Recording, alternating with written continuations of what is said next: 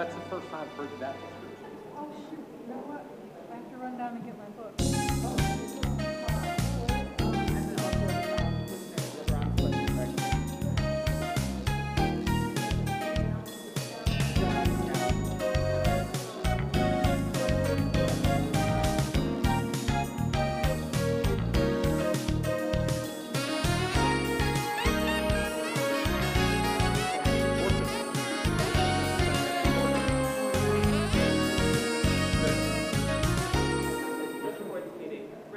Okay. Yeah, I'll get it.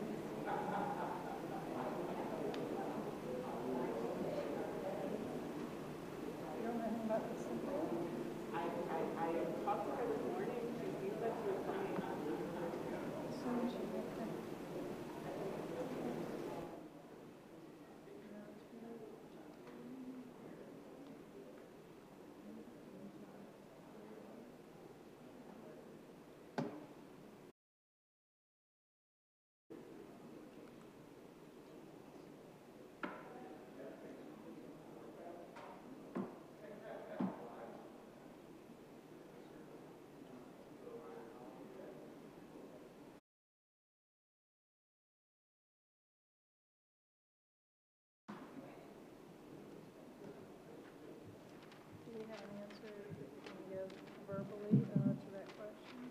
It's really kind of a question, an overview question. That's the referral. Right.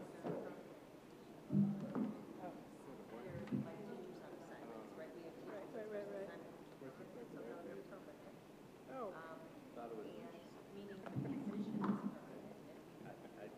Rotate people. The same people.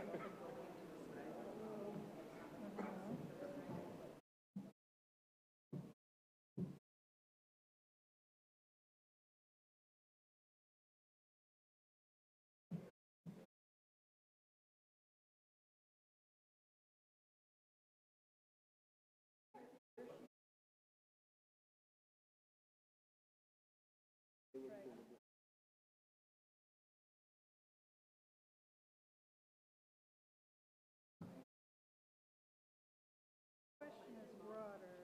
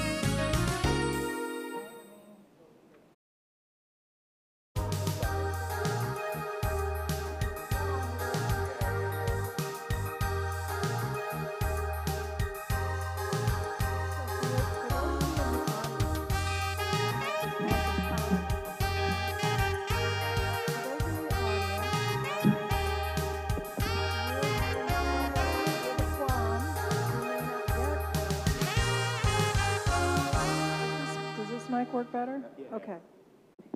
we may not get a quorum. We know that Commissioner LeBron and Funches are both excused because they have to go through the political designating process tonight in order to run for the special election this fall. Commissioner Shepherd indicated that she has one last class to teach for the semester, and I think we knew this was going to be a scheduling problem for her as soon as we put the budget calendar together. Commissioner Hallmark is expected to be here but is running late, and nobody has any intelligence on whether Commissioner Elliott is going to be in attendance or not. So I would say we could go ahead and get started early, but President White has already disclosed to me that he has no questions, and neither do I. So. Actually, I have a couple comments. Okay. GC, let me turn the floor over to you, and we'll see if Commissioner Hallmark arrives with questions in the interim. Okay? Thank you. Questions and some of the further insight really pertains to the CTF recommendations. It was the original question 118 from the first round, and then there was some feedback. I just want to say the level of detail in the second round was fantastic. There was a lot of good information there.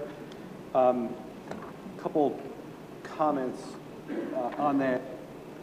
There were 5 bullets, 5 recommendations from the community task force.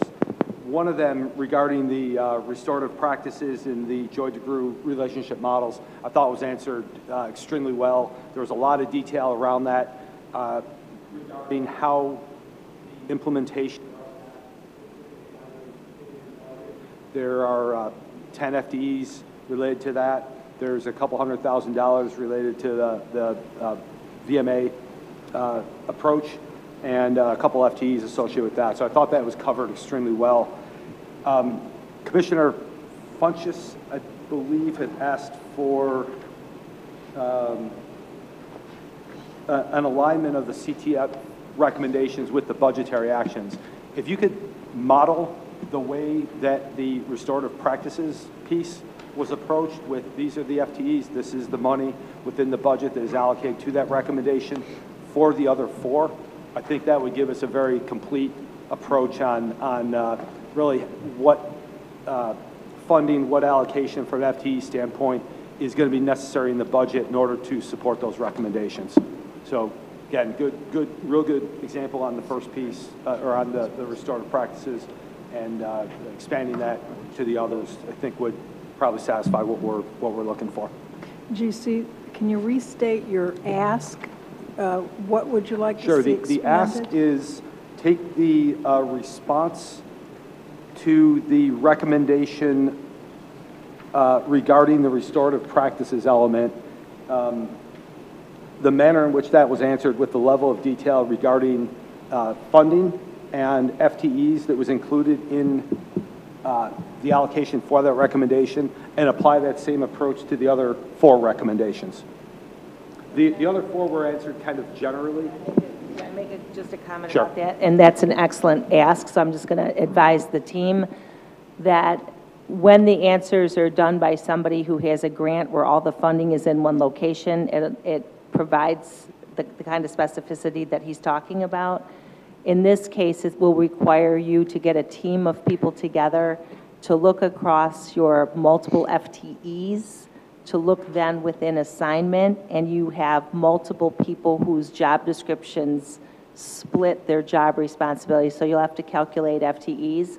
So it's not the same process of just going to a grant. So that's why you'll have to spend some time actually going through different budgets and pulling it out. But that's, I think, a good suggestion. So do you think, I just want to make sure that if we pull, it's going to be pulling from a variety of budget lines and then recalculating it, so it won't match to what's in the book, but it's being pulled from the book and then created. Is that? Yeah, that's I think exactly what I know I was looking for, and based on Commissioner Funches' request, looks like similar to how she was expecting that. It's an interesting question insofar as it highlights the difference between grant-funded programs and programs that we initiate ourselves that we'll have to draw from the A funds. Mm-hmm. Do you have another observation? I had another comment on one of the other questions. Sure, please. Right into the mic, though, please. Okay. Second comment was around the follow-up. It was around the parental voice and the parental engagement from the last session. There were some responses about how would we welcome parents, and again, I thought the answers were very well detailed regarding the Title I funding, the process around how Title I funding works and the allocation of that to the various schools, and then the detail around how the Office of Parent Engagement and PAC work together to try to promote parents, parental engagement, and getting parents out to events. One comment I wanted to make was regarding the parent liaisons. It's on I think it looks like page 13 of the second round.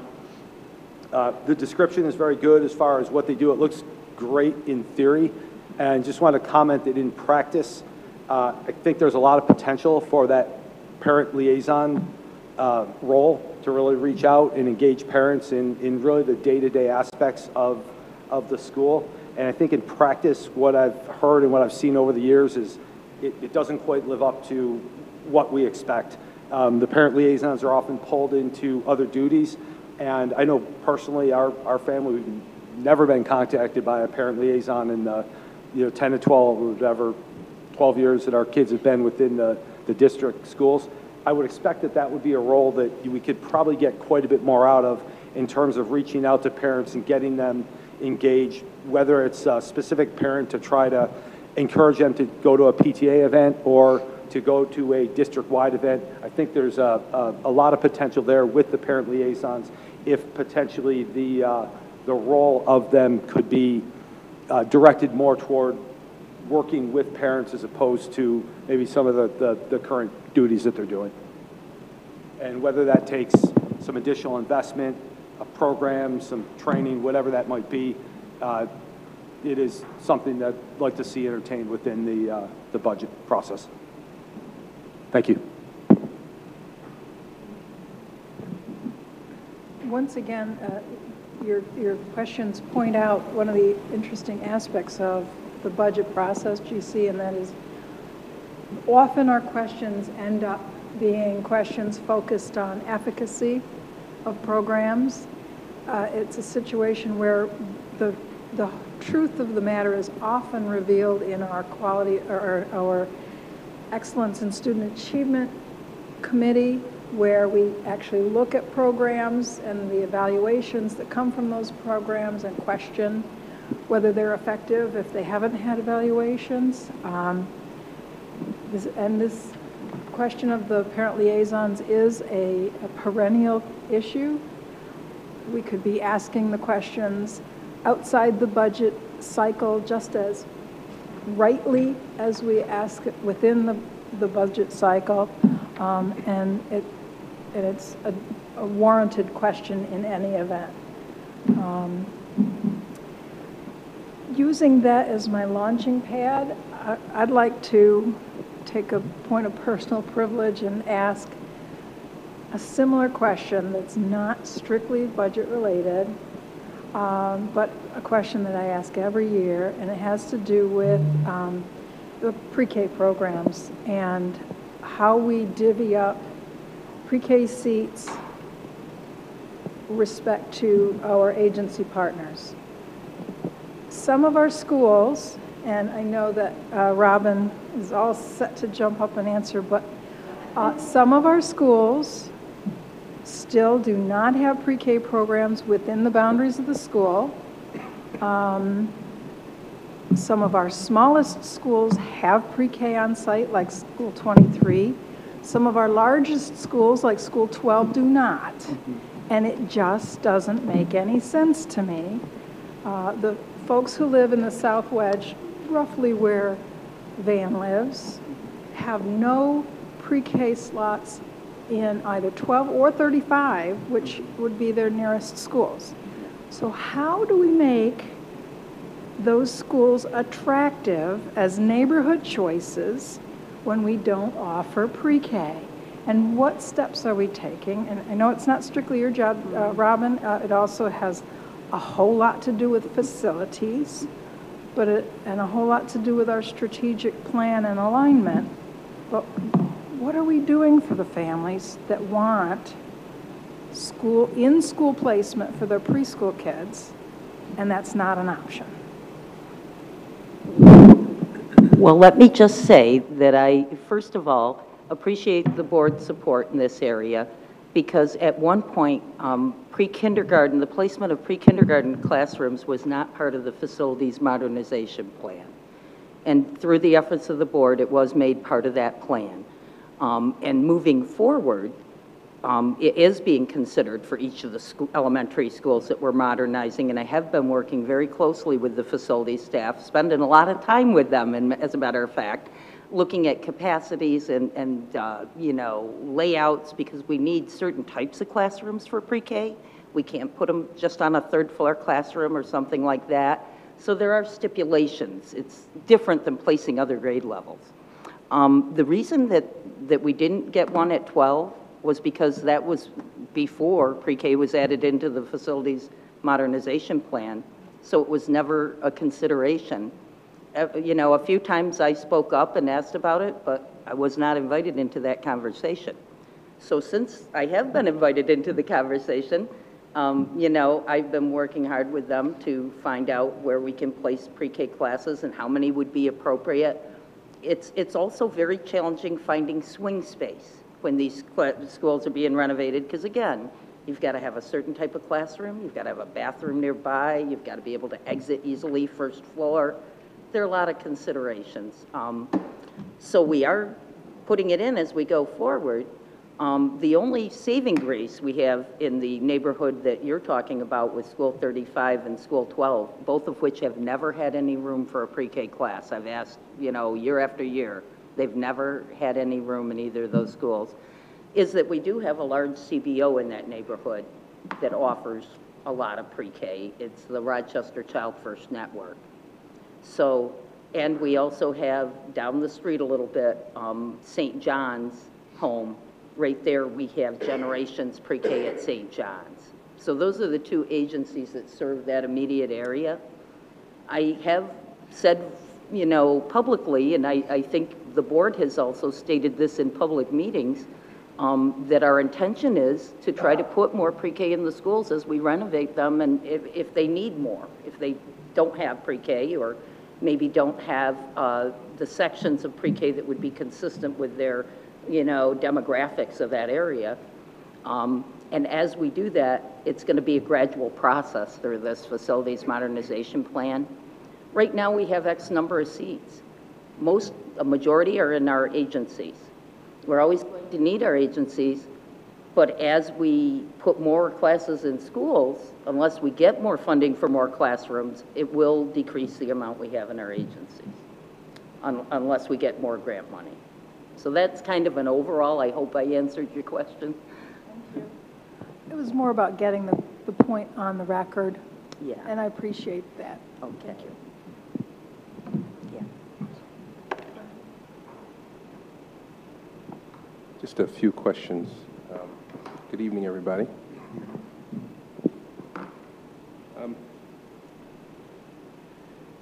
Page 16 deals with special education extended school year. What section? You're talking 16 of the question, No, I'm talking about page 16 of the program. Section 3 or section 4? Oh, I'm sorry, I was on section 5. Section 5, page 16. 16. Okay, I'm there. There's a bit of a theme to my questions, and I suppose I should begin by saying every year the Board of Education has, with different administrations, has seen different presentations for the budget book in terms of programs and objectives and deliverables. And we've had superintendents who have been here for multiple years with different budget directors, and sometimes the presentation is what we like and sometimes it is not. This year, I think it's really good. I think I recall last year, which might have been your first year as budget director, is that right? Yes. We had some questions about the presentation and whether we were measuring the value of the programs that we were getting. So first thing I want to say is I think this year I like the presentation. There's a couple of questions I have, and that's where my theme is at. If you go to page 16, that would be special ed, right? That's section 5. Specifically extended year. Yeah, extended school year. It gives as program measures percentage of rates of students maintaining skills per IEP, attendance rate of program participants. Those are good measures, but I would respectfully submit that maybe next year that we add some additional measures and not just throw in some. Are we or should we be measuring our failure to give timely assessments? Because that's a big problem that we hear out in the community. It's not just does a kid have an assessment, is he getting one, right? So the first ones, percentage rate of students maintaining skills per IEP, that's a good measure. That's a measure for students who have IEPs. Frequently the complaint is our students don't even have them, right? So I don't know how what you would describe there for a measure, but I think in examining this next year, we ought to have measures that address the challenges that we have. And, you know, I'm not going to lecture you all because I know everybody here is very familiar with the challenges we have in special ed, but it seems to me 2 measures in special ed, I realize this is for extended school year, it just seems to me it won't really help our staff stay on task. You know, if the board is going to evaluate the success of this expenditure, I would think there would be more measures than just students maintaining skills per IEP, attendance rate of program participants. I just got an email this morning from a parent who said, and I said in my emails, you guys are phenomenal in terms of how you responded to these parent concerns, but I think you're nodding your head because I think you had one of them. Really amazing. But I got to tell you that the parent even got to that point. Actually, I think I've had 2 in the last week. Your response was amazing, but I'm left wondering why it even got to that point. Now, we don't need to do a forensic on it now, but my point here is if you could use your expertise and figure out what additional measures you might create to address the challenges that we have in our special education department. The other questions are pretty consistent with that. If you go to section 5, page 15, I just noticed Quad A for Kids has program objectives, and it lists 3 of them. And then under program measures, it just lists number of students and percentage rate attendance at Quad A schools at the schools.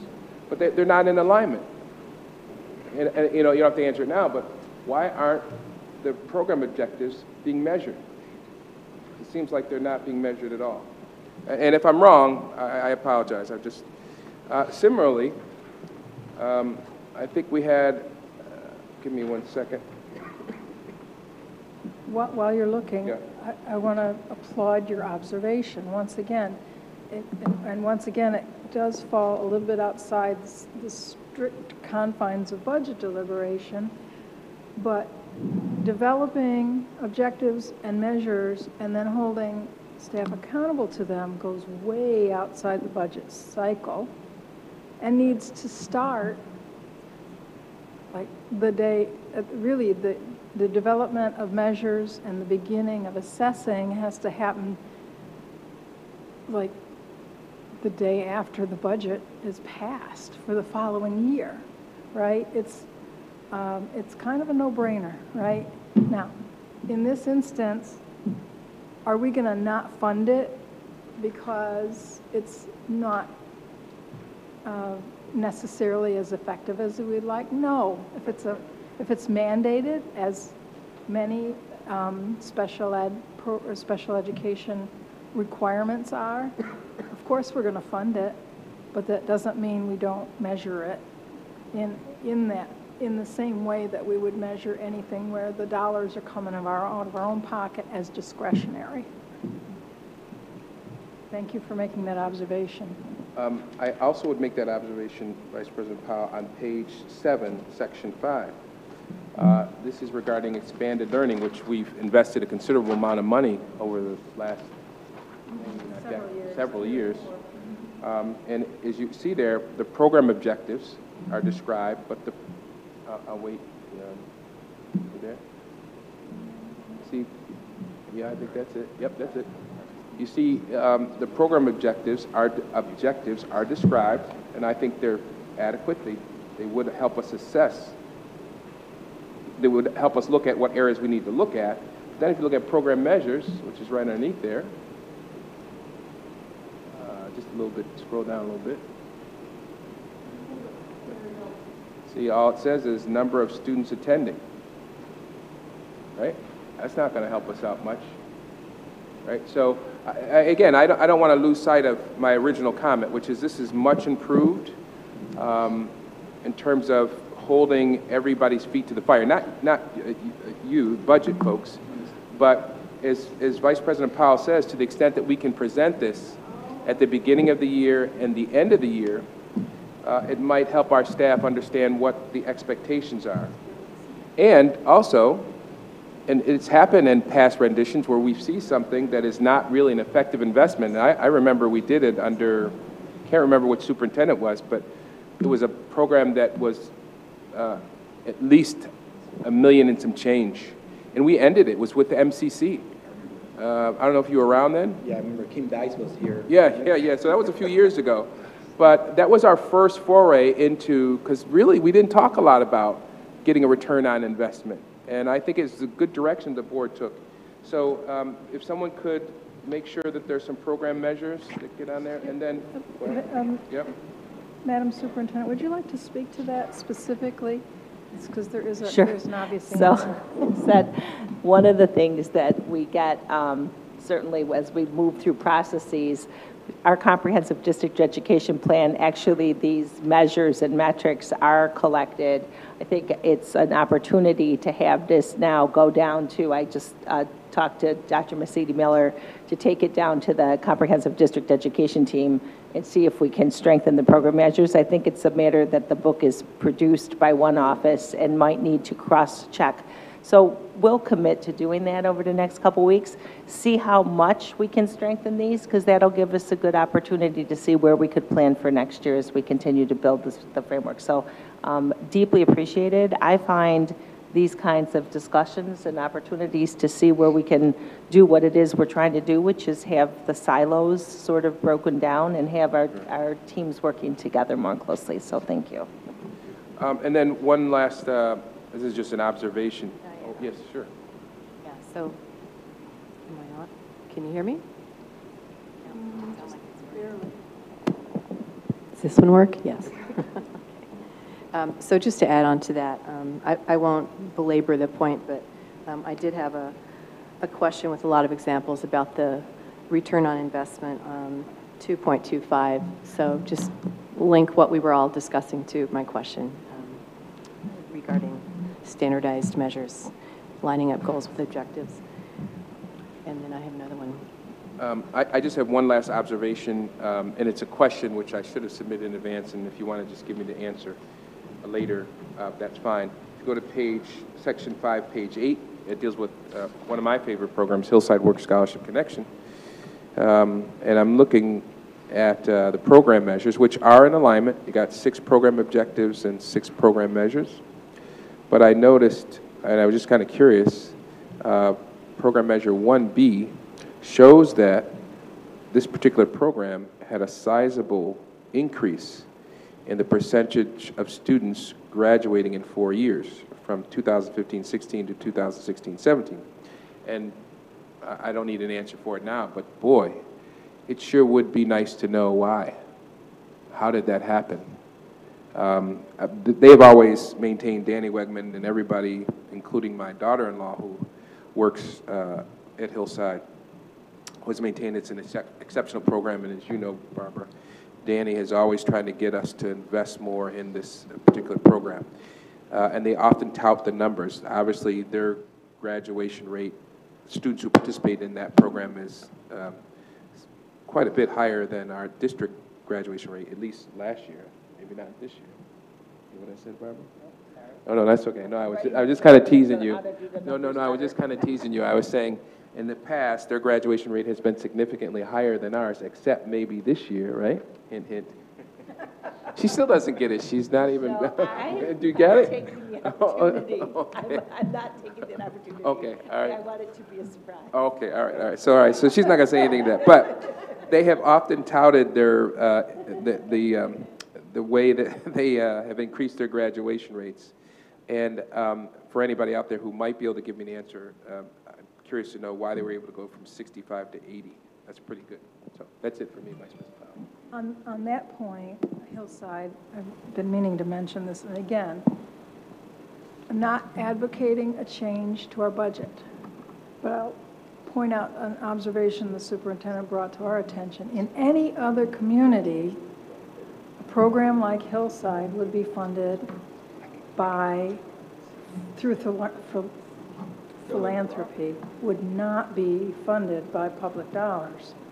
And the fact that Danny is always asking us for more money is completely backward from what any other community would be doing. They would be asking the outside agencies and philanthropists to be putting in more money if they want to grow a program.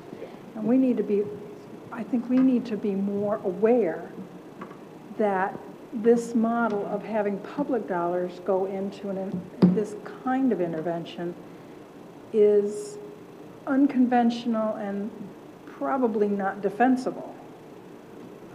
We do a lot of direct intervention, and our dollars should be going to direct intervention. This is far more sort of quality of life type intervention, if that makes any sense. I would say is, Barbara and I were talking this morning, as you know, Vice President Powell, I love a good debate. And I would respectfully disagree with you on that. We should be paying for what works for our kids. Now, whether you say that data is verifiable or not is another conversation. But if we have evidence that a program works, I'm not, Danny Wegman wants to give us money, fine. But we perhaps have evidence that a program, an approach, and it's not just, and I'm very familiar with the program, they're not just providing social service support, they're providing academic support insofar as they are there for these kids in their journey through education. And my feeling is, hey, listen, if we find out that something works, we should invest in that. And we shouldn't wait for private philanthropic dollars to support what works. This, again, assuming for a moment that that works, and we can't get the money from anybody else, if that means more of our kids, look at that. Up until this year, matter of fact, this past year, 80% of their kids graduated within 4 years. 80%. Why in the, I'm getting animated because I do that when I argue. Why in the hell would we not be investing in that kind of program? I don't get that. Why? Because the private folks should be investing in that? I don't, Will, I have a lot of respect for you. I disagree. Well, let me just say it this way. Here in Rochester, the model is turned on its ear, and other districts are able to provide interventions in the more conventional way. And so all I'm asking is the next time a Danny Wegman or someone like him comes to us saying, we need to put more of our dollars into a program, we need to be prepared to turn back and say, that's not how it's done anywhere else. Why aren't you putting more dollars into the program? I could tell you what he's going to say to that, right? Well, we know what he's already said to that. Right. But again, we all have better things to do tonight, and you know me, I just love a good debate, but I just don't see it that way. You talk about turning convention on its head. No, if we know something's working, we should invest in that. We shouldn't be waiting around for Danny Weg. If we look at that, 80%, assuming that's accurate. I'm not sure we can assume that, because I'm always suspicious of round numbers. Okay, but our staff presumably gave us that number. Okay, so let's just assume well, and hey, listen, if you do that, then you have to draw into question all the numbers we have in here. And let me just say this to you, Commissioner Powell, Vice President Powell. You know what I'm always amazed at? When I say to people, oh, look at the graduation rate increases. What's the first thing they say? I don't know if I can trust those numbers. But then I'll say to them, wait a second. You use those low numbers to talk about us badly, right? Those numbers are credible there, but yet when we get 80% of our kids, or let's say this year, 62% of our kids graduate on time, let me tell you what people are gonna say. Oh, you can't trust those numbers. But they trust those numbers when the numbers say only 50% of our kids or 48% of our kids. Those are the numbers. Okay, I can see that you would win any debate against it. I can see that, but I got more laughs than you. I'm done. Commissioner Hallmark, do you have any questions? Yes, thank you. And first of all, I just want to apologize for being late. I did stop by the LD. It's quite a thing tonight, so I wanted to get 20 minutes of that before I ran over here, so I apologize for being late. I understand that you already went through our round 2 questions at the start, and I just wanted to pull out one that I had a question about. I'm focusing on you, Dr. Giamartino. It was 2.17.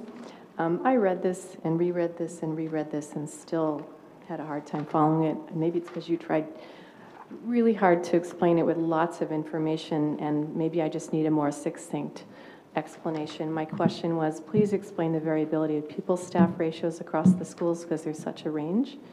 And you talked about aligning projections further and not adding general ed and baseline needs and some language that I got a little lost with. So Okay. if you could, for Sure. In brief, we take in accountability the baseline registrant counts, and Does that mean at the beginning of each?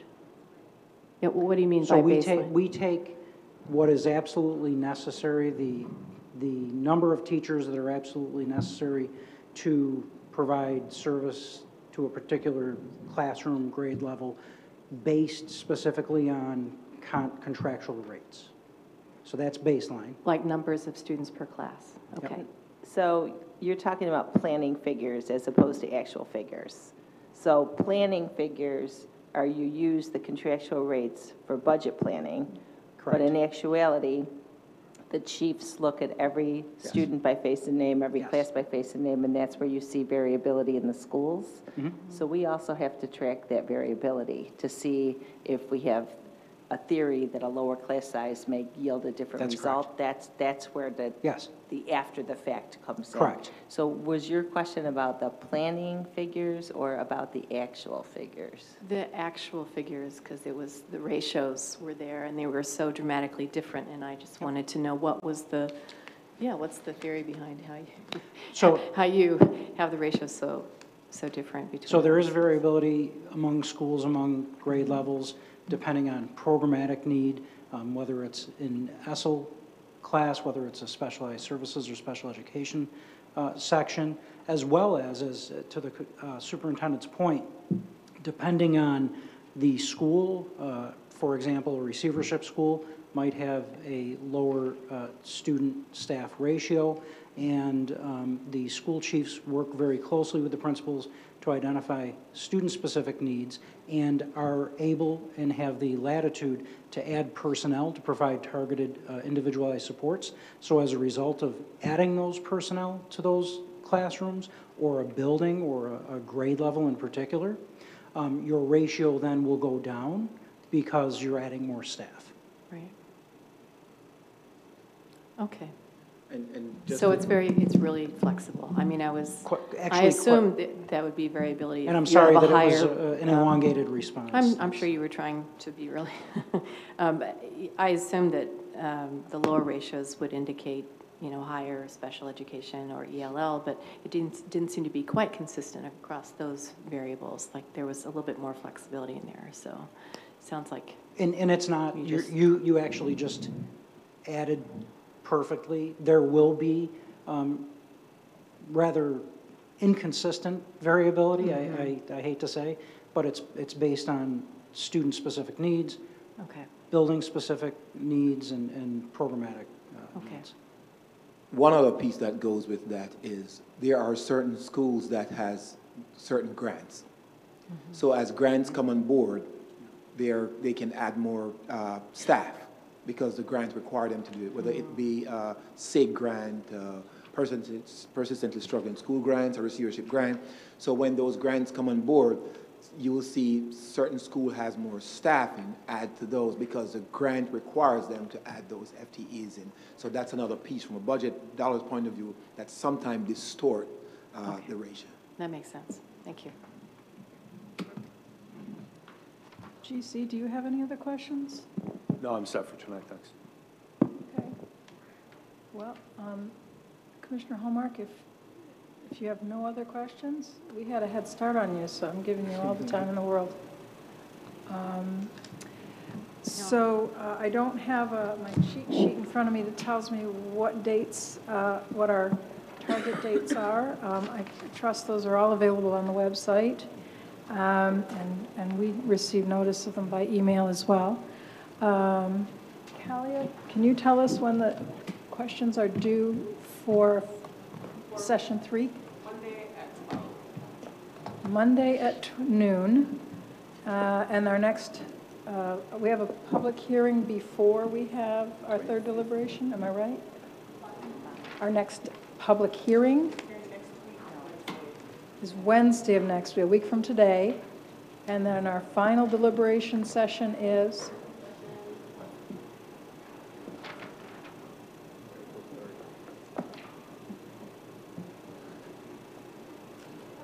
April 30th. April 3rd, okay. So based on past experience, these first 2 deliberation sessions have been record-breaking in terms of the brevity of them. And this time, because of the lack of commissioners, I'm afraid that might not be typical, and that we may get a whole bunch of alibi questions next time. So bring your sleeping bag or whatever you do to endure a long session on April 3rd. You know, plan for the worst, hope for the best, okay? April 30th. April 30th. April 30th, I'm sorry. So plan for the worst and hope for the best, and I will try to keep us on track. We had a luxury today of being able to wander afield, and every one of us took advantage of it. So thank you for your time and attention, and we'll see you next meeting. Thanks. Right. Do I need a motion to adjourn? I have a motion from Commissioner White. Motion to adjourn? Yes. Second? Second. All in favor? Aye. Aye.